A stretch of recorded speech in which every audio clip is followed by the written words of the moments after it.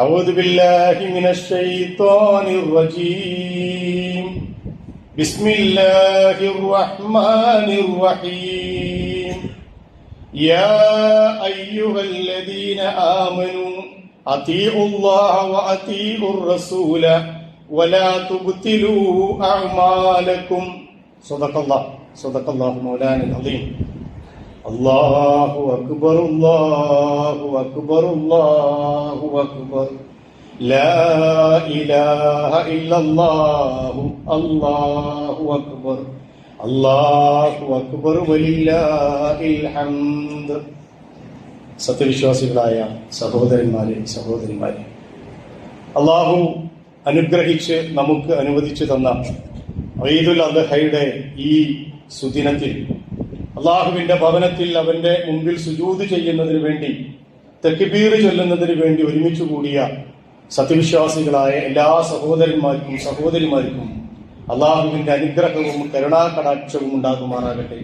കൃത്യമായ ഈദുൽ അദ്ഹ ആശംസകൾ നിങ്ങൾക്ക് എല്ലാവർക്കും അറിയിക്കുകയാണ്.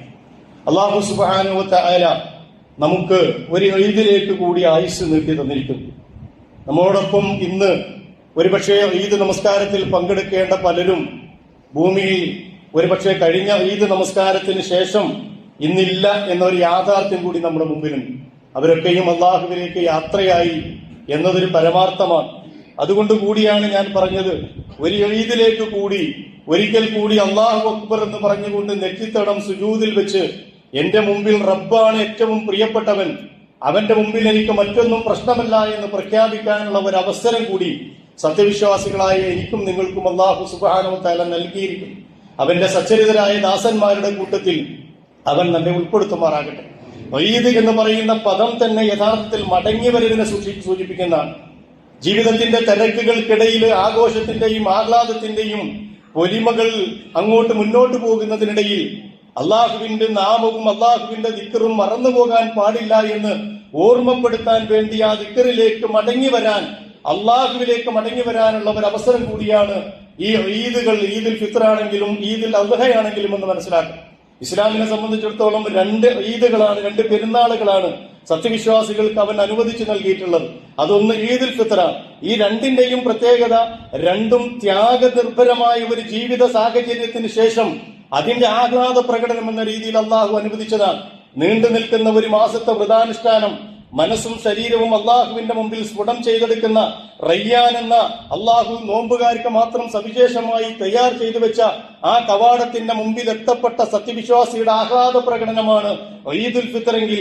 ഈദുൽ അദ്ഹ എന്ന് പറയുന്നത് ഇസ്ലാമിന്റെ ഏറ്റവും പ്രധാനപ്പെട്ട പവിത്രമായ ഒരു ഹജ്ജ് കർമ്മം.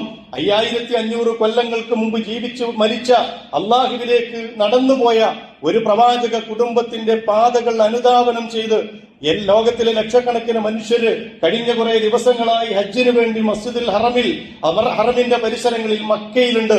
അവർ ആ കർമ്മങ്ങളിലൂടെ കടന്നുപോയിക്കൊണ്ടിരിക്കുകയാണ്.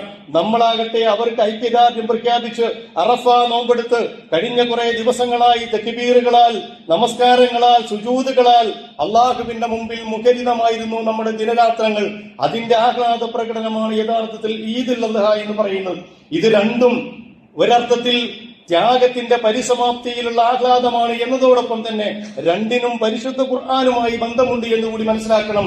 റമദാനിലെ ഈദുൽ ഫിത്ർ, റമദാനിന്റെ അവസാനത്തിൽ കടന്നു വരുന്ന ഈദുൽ ഫിത്ർ, പരിശുദ്ധ ഖുർആൻ അവതീർണമായ മാസത്തെ ആഘോഷിച്ചതിന്റെ, പരിശുദ്ധ ഖുർആൻ പഠിപ്പിച്ച ശഹ്റു റമദാനല്ലദീ ഉൻസില ഫീഹിൽ ഖുർആൻ, ഖുർആൻ അവതീർണമായ മാസം, ആ അവതീർണമായ മാസത്തെ അതിനെ പൂർണ്ണമായി ഉപയോഗപ്പെടുത്തി പരിശുദ്ധ ഖുർആനിനെ പാരായണം ചെയ്തും പഠിച്ചും മനനം ചെയ്തും ചിന്തിച്ചും അള്ളാഹുവിലേക്ക് അടുത്ത സത്യവിശ്വാസികളുടെ ആഹ്ലാദ പ്രകടനമാണ് ഈദുൽ ഫിത്റെങ്കിൽ.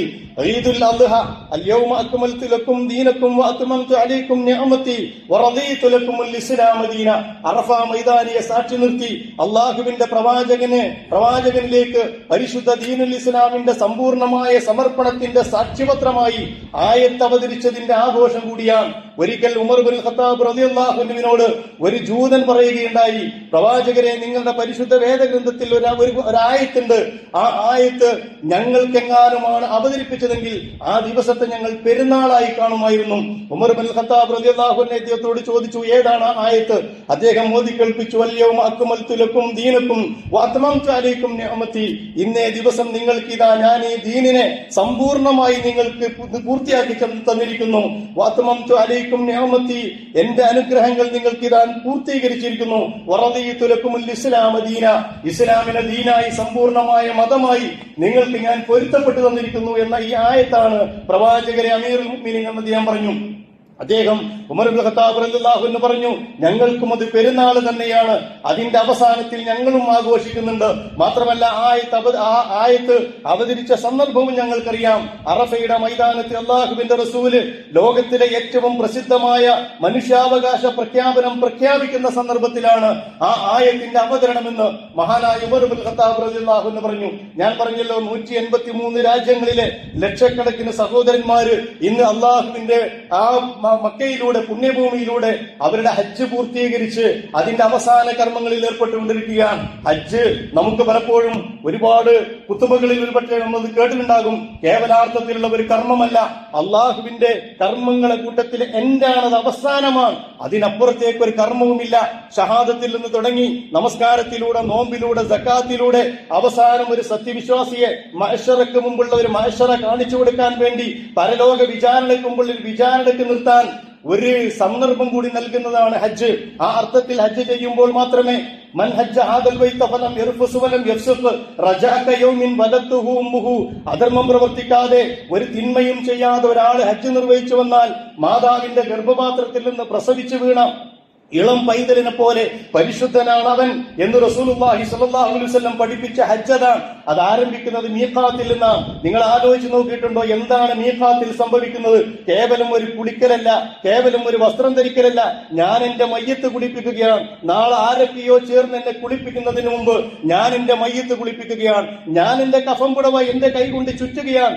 ആ കഫം ഈ ഇഹ്റാമിന്റെ വസ്ത്രത്തിൽ ഒന്നും കൂടി കൂട്ടിയാൽ കഫം പുടവയായി. ഈ രണ്ട് വസ്ത്രങ്ങൾക്കും ഒരു പ്രത്യേകതയുണ്ട്, രണ്ടിനും പോക്കറ്റ് വേണ്ട എന്ന് അല്ലാഹു തീരുമാനിച്ചിരിക്കുന്നു.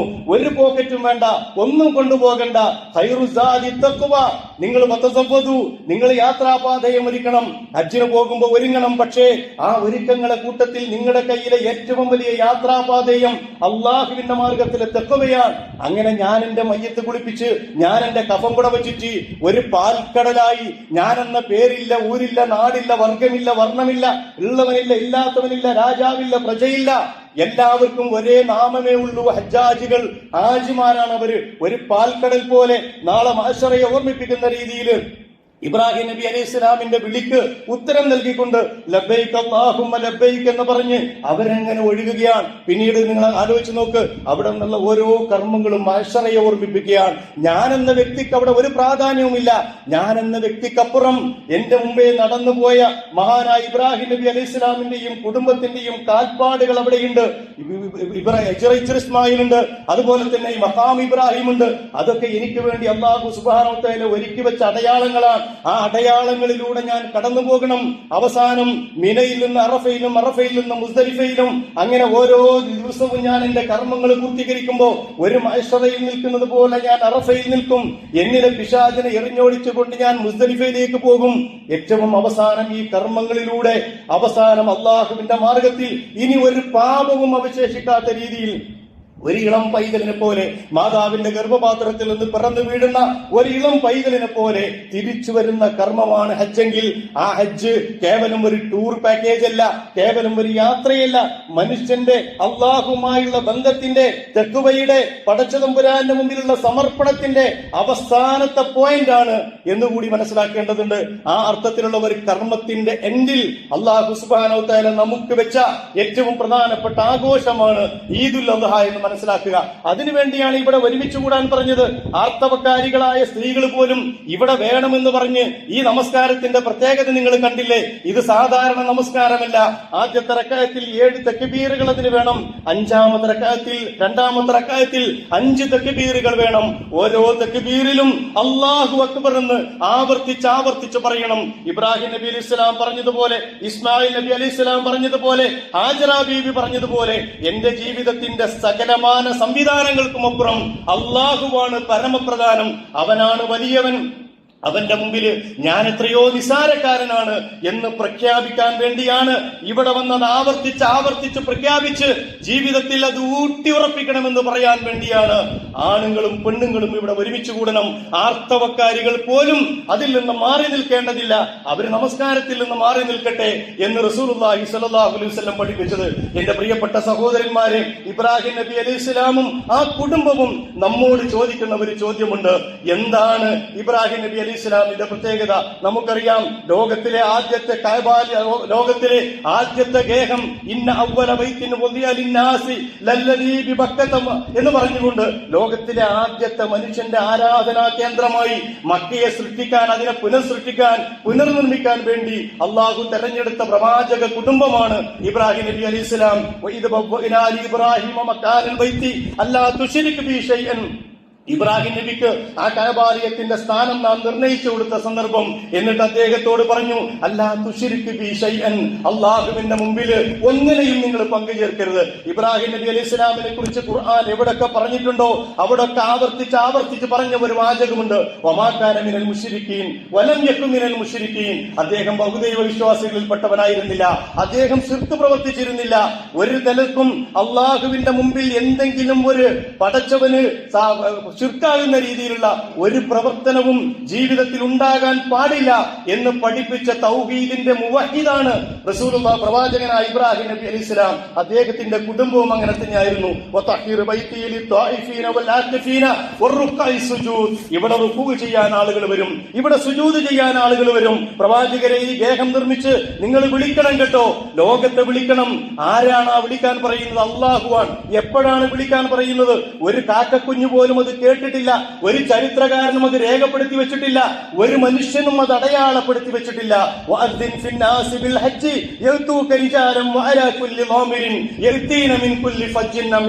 വിളിക്കാൻ പറഞ്ഞ അല്ലാഹു വിളിച്ച ഇബ്രാഹിമിനും അലൈഹിസ്സലാത്തു വസ്സലാമിനും ഒരു സംശയം ഉണ്ടായിരുന്നില്ല.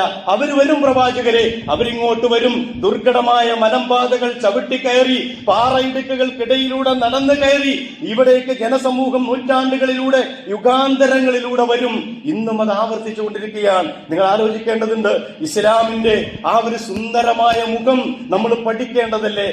ഞാൻ നേരത്തെ പറഞ്ഞതുപോലെ 5000-ലപ്പുറം കൊല്ലങ്ങൾക്കപ്പുറം ഒരു വിളിക്ക് ഉത്തരം നൽകിക്കൊണ്ട് ഇന്നും ലക്ഷക്കണക്കിന് മനുഷ്യര് അങ്ങോട്ട് പോയിക്കൊണ്ടിരിക്കുകയാണ്. ലബ്ബൈക് അല്ലാഹുമ്മ ലബ്ബൈക്. കേവലം ഒരു മന്ത്രമല്ല അത്. റബ്ബേ, ഞങ്ങൾ ഇവിടെ എത്തിയിട്ടുണ്ട്, നിന്റെ വിളിക്ക് ഉത്തരം നൽകിക്കൊണ്ട് ഞങ്ങൾ ഇവിടെ എത്തിയിട്ടുണ്ട്. ഇനി അവിടെ എത്താത്തവരോ? നമ്മുടെ ജീവിതത്തിന്റെ ഏറ്റവും വലിയ ആഗ്രഹം എന്താ? ആ മണ്ണിലൊന്ന് കാലുകുത്തലല്ലേ? ഇഹ്റാമിന്റെ വസ്ത്രത്തിൽ മുസ്ദലിഫയിലൂടെ, മിനയിലൂടെ, അറഫയിലൂടെ തവാഫും ചെയ്ത് സഅയും ചെയ്ത് ആ ഹജ്ജൊന്ന് പൂർത്തിയാക്കലല്ലേ ജീവിതത്തിന്റെ ഏറ്റവും വലിയ ആഗ്രഹം? അത്രമേൽ ആഗ്രഹമായി നമുക്കത് മാറുന്നത് എന്തുകൊണ്ടാണ്? ജീവിതത്തിൽ ഒരിക്കലെങ്കിലും അള്ളാഹുവിന്റെ വിളിക്ക് ഉത്തരം നൽകണം എന്നതുകൊണ്ട് കൂടിയാണ്. അങ്ങനെയുള്ള പ്രവാചകനാണ് ഇബ്രാഹിം നബി ഇസ്ലാം. അദ്ദേഹത്തോട് അള്ളാഹു പറഞ്ഞത്, വഇദ ഖാല റബ്ബുഹു അസ്ലിം. പ്രവാചകരെ, താങ്കൾ അള്ളാഹുവിന് സമർപ്പിക്കണം. നിങ്ങളുടെ ജീവിതത്തിന്റെ സകലം നിങ്ങൾ അള്ളാഹുവിന് സമർപ്പിക്കണം. ചെറുപ്പം മുതൽ അങ്ങനെ സമർപ്പിച്ചു ഇബ്രാഹിം നബി ഇസ്ലാം. അദ്ദേഹത്തിന്റെ മറുപടി ഒന്ന് മാത്രമാണ്, ഖാല അസ്ലംതു റബ്ബിൽ ആലമീൻ. റബ്ബുൽ ആലമീന് ഞാനിതാ സകലതും സമർപ്പിച്ചിരിക്കുന്നു. അങ്ങനെയുള്ള പ്രവാചകൻ. ഇനി അദ്ദേഹത്തിന്റെ ഭാര്യയായ ഹാജറ ബീവിയോ? ലോകത്തിലെ ഏറ്റവും ധീരയായ വനിതയല്ലേ ഹാജറ ബീവി? ആരെങ്കിലും ഒരു പെണ്ണ് അങ്ങനെ സഹിച്ചിട്ടുണ്ടോ ലോക ചരിത്രത്തിൽ? ചോരപ്പൈതില് കയ്യില് മരുഭൂമിയില് അടിച്ചു വീശുന്ന ഉഷ്ണക്കാറ്റിനെ മാത്രം കണ്ടുകൊണ്ടിരിക്കുന്ന ഒരു പെണ്ണ് തന്നെ വിട്ടേച്ചു പോകുന്ന പ്രിയതമനായ ഇബ്രാഹിം നബി അലൈഹി സ്വലാം ഒരൊറ്റ വാചകമേ അവർക്ക് ചോദിക്കാനുണ്ടായിരുന്നുള്ളൂ, യാ ഇബ്രാഹിം ഇലാമൻ തത്റകന. ആരെ ഏൽപ്പിച്ചിട്ടാണ്, ആർക്ക് ഉപേക്ഷിച്ചു കൊടുത്തുകൊണ്ടാണ് ഇബ്രാഹിമെ താങ്കൾ ഇപ്പോൾ വിട്ടേച്ചു പോകുന്നത്? ഖാല ഇലല്ലാഹ്, അല്ലാഹുവിലേക്കാണ് ഞാൻ നിങ്ങളെ ഏൽപ്പിക്കുന്നത്. കാലത്ത് ഹാജറ ബീവിയുടെ മറുപടി റളിയതു ബില്ലാ, ഞാൻ അള്ളാഹുവിൽ തൃപ്തിപ്പെട്ടിട്ടുണ്ട്. സംസം എന്നത് കേവലം ഒരു നീരുറവയുടെ പേരല്ല. ഹാജറയുടെ കണ്ണുനീരിന്റെ മുമ്പിൽ, ഇസ്മായിലിന്റെ ത്യാഗത്തിന്റെ മുമ്പിൽ, ഹാജറയുടെ ഇബ്രാഹിമിന്റെ സമർപ്പണത്തിന്റെ മുമ്പിൽ പൊട്ടിയൊഴുകിയ ജലമാണ് സംസം എന്ന് പറയുന്നത്. ഇന്നും ലോകത്തിന്റെ നാനാഭാഗങ്ങളിൽ വെള്ളത്തിന്റെ രൂപത്തിലും മറ്റു രൂപങ്ങളിലും ലോകത്തിലെ പീഡിതരായി അതേസമയം അള്ളാഹുവിൽ സമർപ്പിതരായ മുസ്ലിം സമൂഹത്തിന് ഇന്നും സംസം നൽകിക്കൊണ്ടിരിക്കുന്നു അള്ളാഹു. എപ്പോഴും ജലത്തിന്റെ രൂപത്തിലായിക്കൊള്ളണമെന്നില്ല, പല രൂപത്തിലുമാകാം. ഫലസ്തീനിൽ നമ്മളത് കണ്ടതാണ്. മറ്റു മുസ്ലിം നാടുകളിൽ എങ്ങനെയാണ് ഈ അത്ഭുതങ്ങളൊക്കെ സംഭവിച്ചുകൊണ്ടിരിക്കുന്നത് എന്നതിന് ഒരു ഉത്തരം മാത്രമേ ഉള്ളൂ. ഇത് അള്ളാഹുവിന്റെ നടപടിക്രമത്തിന്റെ ഭാഗമാണ്. ഞാൻ പറയുന്നത് അതുകൊണ്ട് നമ്മൾ എന്ത് ത്യജിച്ചു? ഇബ്രാഹിം നബി അലൈഹി ഇസ്ലാം ഈ ദിവസത്തിൽ നമ്മളോട് ചോദിക്കുന്ന ചോദ്യം അതാണ്. ഇസ്മായിൽ നബി അലൈഹി ഇസ്ലാമിന്റെ ചോദ്യം അതാണ്. ഹാജറയുടെ ചോദ്യം അതാണ്. ഞങ്ങളെ ജീവിതം കൊണ്ട് അള്ളാഹുവിന് സമർപ്പണം ചെയ്തിട്ടുണ്ട്, ഞങ്ങൾ സകലതും ത്യജിച്ചിട്ടുണ്ട്, നിങ്ങൾ എന്താണ് ത്യജിക്കാനുള്ളത്? അത് തന്നെയല്ലേ ഖുർആൻ നമ്മളോട് ചോദിച്ചത്. ഖുൽ ഇൻ കാന ആബാഉക്കും വഅബ്നാഉക്കും വഇഖ്വാനുക്കും വഅസ്വാജുക്കും വഅശീറത്തുക്കും വഅംവാലുൻ ഇഖ്തറഫ്തുമൂഹാ വതിജാറതൻ തഖ്ശൗന കസാദഹാ ഏ മനുഷ്യരെ, ഒരു ചോദ്യത്തിന് ഉത്തരം നൽകണം കേട്ടോ. നിങ്ങളെ പിതാക്കന്മാര്, മക്കള്, സഹോദരന്മാര്, ഭാര്യമാര്, ഭർത്താക്കന്മാര്, കുടുംബം, നിങ്ങള് അങ്ങേയറ്റം സൂക്ഷിച്ചു പറ്റ നിങ്ങളുടെ സമ്പത്ത് നഷ്ടം പറ്റുമെന്ന് ഭയപ്പെടുന്ന നിങ്ങളുടെ കച്ചവടം, നിങ്ങൾ ഏറ്റവും കൂടുതൽ നിങ്ങൾ ഇഷ്ടപ്പെടുന്ന വീട്, അഹബ്ബ ഇലൈക്കും ഇലല്ലാഹ് അഹബ്ബ ഇലൈക്കും ഇലല്ലാഹി വറസൂലിഹി വജിഹാദിൻ ഫീ സബീലിഹി, അല്ലാഹുവിനേക്കാളും അവന്റെ റസൂലിനേക്കാളും അവന്റെ മാർഗത്തിലുള്ള ത്യാഗപരിശ്രമങ്ങളെക്കാളും നിങ്ങൾക്ക് പ്രിയപ്പെട്ടത് അതാണോ? ഈ ചോദ്യത്തിന്റെ ഉത്തരത്തിന് വേണ്ടിയായി ഇവിടെ വരാൻ പറഞ്ഞത്. കേവലം നമസ്കരിച്ചിട്ട് പോകാനല്ല, ജീവിതത്തിന്റെ പ്രിയപ്പെട്ടത് ഏതെന്ന സെലക്ഷൻ ഇവിടെ വെച്ച് നടത്താനാണ് ഈദ് ആഘോഷിക്കാൻ വരാൻ പറഞ്ഞത്. ഇപ്പറഞ്ഞ കൂട്ടത്തിലെ ആ ലിസ്റ്റ് ഒന്ന് പരിശോധിക്കുക. നമുക്ക് ഓരോരുത്തർക്കും പ്രിയപ്പെട്ട പലതും അതിലുണ്ട്. അത് തന്നെയല്ലേ നമ്മുടെ ജീവിതത്തിൽ ഏറ്റവും പ്രിയപ്പെട്ടതായി നമ്മൾ കാണുന്നത്. അതിനുവേണ്ടിയല്ലേ ഓടിക്കൊണ്ടിരിക്കുന്നത്. ഖബറിലേക്ക് എത്തുന്നത് വരെ ഖബറിലേക്ക് വെച്ചാ പോരാ, 6 അടി മണ്ണിൽ വെച്ചിട്ട് നല്ല മീസാൻ കല്ല് മേലെ വെച്ച് 3 പിടി മണ്ണ് വാരി മിൻഹാ ഖലഖനാകും വഫീഹാ നുഈദുകും വമിൻഹാ നുഖ്രിജുകും താറത്തൻ ഉഖ്റ എന്ന് പറഞ്ഞുകൊണ്ട് ആ മനുഷ്യനെ അടക്കുന്നത് വരെയുള്ള ഓട്ടത്തിന്റെ കാരണം നേരത്തെ പറഞ്ഞ ലിസ്റ്റ് പൂർത്തീകരിക്കാൻ വേണ്ടിയല്ലേ. അതിനപ്പുറത്തേക്ക് അള്ളാഹുവിനെ സ്നേഹിക്കുന്ന, അവന്റെ റസൂലിനെ സ്നേഹിക്കുന്ന, അവന്റെ മാർഗത്തിൽ ത്യാഗപരിശ്രമം അർപ്പിക്കുന്ന ഒരു ജനസമൂഹത്തെ സൃഷ്ടിക്കണമെന്ന് പറഞ്ഞുകൊണ്ടാണ് ഇബ്രാഹിം നബി ജീവിതം സമർപ്പിച്ചത്, ഇസ്മായിൽ നബി ജീവിതം സമർപ്പിച്ചത്, ഹാജറ ബീവി സമർപ്പിച്ചത്. പ്രിയപ്പെട്ട സഹോദരന്മാരെ, ഞാൻ അവസാനിപ്പിക്കുകയാണ്. ഈദ് എന്ന് പറയുന്നത് ആഘോഷിക്കാനുള്ളതാണ്. തീർച്ചയായും ആഘോഷിക്കണം. പക്ഷേ നമ്മുടെ ആഘോഷങ്ങളും ആരാധനയാണ് എന്ന് ഓർമ്മ വേണം. അതുകൊണ്ട് അനുവദിക്കപ്പെട്ടത് അധികമാക്കാതിരിക്കുക, അനുവദിക്കാത്തതിലേക്ക് അടുക്കാതിരിക്കുക എന്നായിരിക്കണം നമ്മുടെ ആഘോഷങ്ങളുടെ ഏറ്റവും പ്രധാനപ്പെട്ട സംഗതി. അതുപോലെ തന്നെ ഇന്ന് ബലിയുടെ ദിവസമാണ്. യൗമുൻ നഹർ എന്നൊരു പേര് കൂടി ഈദുൽ അദ്ഹയ്ക്കുണ്ട്.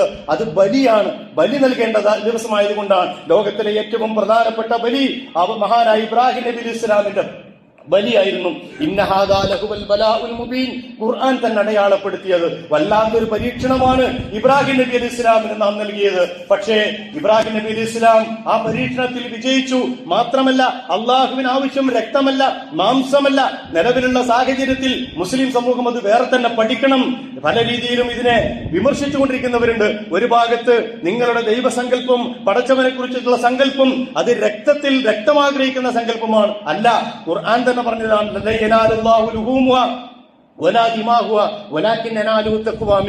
നിങ്ങളുടെ ഈ ബലിമൃഗത്തിന്റെ മാംസമോ ചോരയോ അള്ളാഹുവിന് വേണ്ട, അത് അള്ളാഹുവിലേക്ക് എത്തൂല. നിങ്ങളുടെ തെക്കുവ, അതിലൂടെയുള്ള സമർപ്പണം അങ്ങോട്ടെത്തണം. അതുകൊണ്ട് ബലി ഇസ്ലാമിന്റെ ഭാഗമാണ്. ലോകാരംഭം മുതൽ ആദം നബി അലൈഹി ഇസ്ലാമിന്റെ മക്കളെ കാലം മുതൽ ബലി ആരംഭിച്ചിട്ടുണ്ട് ഇസ്ലാമിൽ. ആ ബലിയിൽ പങ്കെടുക്കണം. ആ ബലിയിൽ പങ്കെടുത്ത് അതിലെ അള്ളാഹുവിന് പണ്ട് കാലത്ത് കഅബയുടെ ചുമരുകളിൽ അതിന്റെ മാംസം ഒട്ടിച്ചു വെച്ചതുപോലെ ഒട്ടിച്ചു വെക്കണ്ട, മറിച്ച് അത് ഭക്ഷിക്കണം നിങ്ങൾ. എന്നിട്ട് ആവശ്യക്കാരന് കൊടുക്കണം. ഫ്രിഡ്ജിൽ എങ്ങനെ ലോഡ് കണക്കിന് തള്ളിക്കയറ്റി വെക്കരുത്. രണ്ടാമത്തെ ഭാഗം കൂടി പഠിക്കണം. ആവശ്യക്കാരന് കൈമാറണം. അത് പട്ടിണിയുള്ളവന്, പരിഭവമുള്ളവന്, പ്രയാസമുള്ളവന് അത് കൊടുക്കാൻ കഴിയണം. അതാണ് ബലിയുടെ ലക്ഷ്യം. അതുപോലെ ഇസ്ലാമിന്റെ എല്ലാ ആരാധനകളും കൂട്ടത്തിലും പട്ടിണിയുടെ പരിഹാരം കൂടിയുണ്ട്. നോമ്പിന്റെ കൂടെ ഈദുൽ ഫിത്ർ ആഘോഷിക്കുമ്പോൾ ഫിത്ർ സക്കാത്ത് ഉണ്ട്. അതൊക്കെ പട്ടിണിയുടെ പരിഹാരം കൂടിയാണ്. ഇസ്ലാമിൽ എങ്ങനെ പട്ടിണി പരിഹരിക്കുക എന്നത് റിസർച്ച് ചെയ്യേണ്ടതില്ല. അതിൽ ഉൾച്ചേർന്ന എല്ലാ ആരാധനകളുടെയും മൂർത്തമായ രൂപമാണ്. എന്റെ പ്രിയപ്പെട്ട സഹോദരന്മാരെ, ഒറ്റ കാര്യം കൂടി പറഞ്ഞിട്ട് ഞാൻ അവസാനിപ്പിക്കാം. നമ്മളിങ്ങനെ ആഘോഷത്തോടു കൂടി ഇവരെ ഒരുമിച്ച് കൂടുമ്പോഴും പള്ളികളിൽ ഒരുമിച്ച് കൂടാൻ കഴിയാതെ, ഈദ്ഗാഹുകളിൽ ഒരുമിച്ച് കൂടാൻ കഴിയാത്ത മുസ്ലിം സഹോദരന്മാരും സഹോദരിമാരും നമ്മുടെ നാടിന്റെ പല സംസ്ഥാനങ്ങളിലും ജീവിച്ചുകൊണ്ടിരിക്കുന്നുണ്ട്.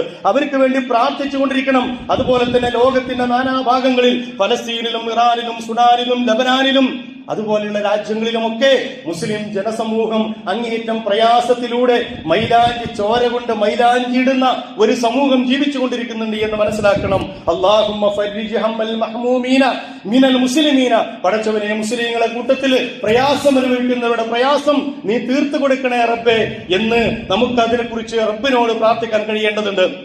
അതുകൊണ്ട് നമ്മിലെ എല്ലാ അർത്ഥത്തിലുമുള്ള ഈദ് ആഘോഷം നമ്മൾ നടത്തുമ്പോൾ തന്നെ നമ്മുടെ കൂട്ടത്തിൽ പ്രയാസം അനുഭവിക്കുന്ന ആളുകളെ കൂടി നമ്മൾ കാണണം. ഈദ്ഗാഹിലേക്ക് വരാൻ കഴിയാത്ത ആളുകളുണ്ട്, രോഗികളുണ്ട്, അവരെ സന്ദർശിക്കണം. പ്രവാചകൻ തിരുമേനി സല്ലല്ലാഹു അലൈഹി വസല്ലം ഈദ്ഗാഹിലേക്ക് വന്ന വഴിയെ മടങ്ങാറില്ലായിരുന്നു. അപ്പൊ എന്താണ് അതിന്റെ കാരണം എന്ന് ചോദിച്ചപ്പോ കുറച്ചും കൂടി ആൾക്കാരെ കാണാൻ പറ്റും. നമ്മൾ എങ്ങനെ ആൾക്കാരെ കാണാതിരിക്കാൻ പറ്റുമെന്ന് നോക്കിക്കൊണ്ടിരിക്കുന്ന സന്ദർഭമാണ്. അതുകൊണ്ട് കുടുംബത്തിലെ, അയൽവാസിയിലെ നമുക്ക് വേണ്ടപ്പെട്ട ആളുകളെ, രോഗികളെ സന്ദർശിക്കാൻ ഈദിനെ നമ്മൾ ഉപയോഗപ്പെടുത്തേണ്ടതുണ്ട്. പ്രയാസം അനുഭവിക്കുന്നവരെ സന്ദർശിക്കേണ്ടതുണ്ട്. മരണപ്പെട്ടവർക്ക് വേണ്ടി പ്രാർത്ഥിക്കേണ്ടതുണ്ട്. അവസാനിപ്പിച്ചുകൊണ്ട് പറയാനുള്ളത്, നമ്മുടെ യുവസമൂഹം അങ്ങേയറ്റം പ്രയാസത്താൽ വഴികേടിലൂടെ സഞ്ചരിച്ചു കൊണ്ടിരിക്കുന്ന, എല്ലാവരെയും കുറിച്ചല്ല, അങ്ങനെ പോയിക്കൊണ്ടിരിക്കുന്ന ഒരു തലമുറ നമുക്കുണ്ട്. അവരെ കൂടി ശ്രദ്ധിച്ചുകൊണ്ട് വേണം ഈദിന്റെ ആഘോഷങ്ങൾ. അവരുടെ കൂട്ടത്തിൽ നമ്മുടെ മക്കളുണ്ട്, നമ്മുടെ സഹോദരന്മാരുണ്ട്, നമ്മുടെ വേണ്ടപ്പെട്ടവരുണ്ട്. അവരുടെ ഈദാഘോഷങ്ങളുടെ കടിഞ്ഞാണ് അല്ലെങ്കിൽ ഒരു കയറ് നമ്മുടെ കയ്യിലുണ്ടെങ്കിൽ മാത്രമേ ഈദിന്റെ ചൈതന്യം നഷ്ടപ്പെടാതെ അവർക്കത് മുന്നോട്ട് കൊണ്ടുപോകാൻ കഴിയൂ എന്ന് മനസ്സിലാക്കുക. അല്ലാഹു സുബ്ഹാനഹു വ തആല അവന്റെ മാർഗത്തിൽ ഏറ്റവും സന്തോഷത്തോടുകൂടി, ആഹ്ലാദത്തോടുകൂടി, ഒരു ആരാധനാ സ്വഭാവത്തോടുകൂടി, തെക്കുവയുടെ മനസ്സോടെ, അർപ്പിതമായ ഹൃദയത്തോടെ ഈദ് ആഘോഷിക്കാൻ നമുക്ക് അവൻ തൗഫീഖ് നൽകി അനുഗ്രഹിക്കുമാറാകട്ടെ. അഖൂലു ഖൗലി ഹാദാ അസ്തഗ്ഫിറുല്ലാഹ ലി വലക്കും വലിജമീഇൽ മുസ്ലിമീന വൽ മുഅ്മിനീൻ അജ്മഈന യാ റബ്ബൽ ആലമീൻ.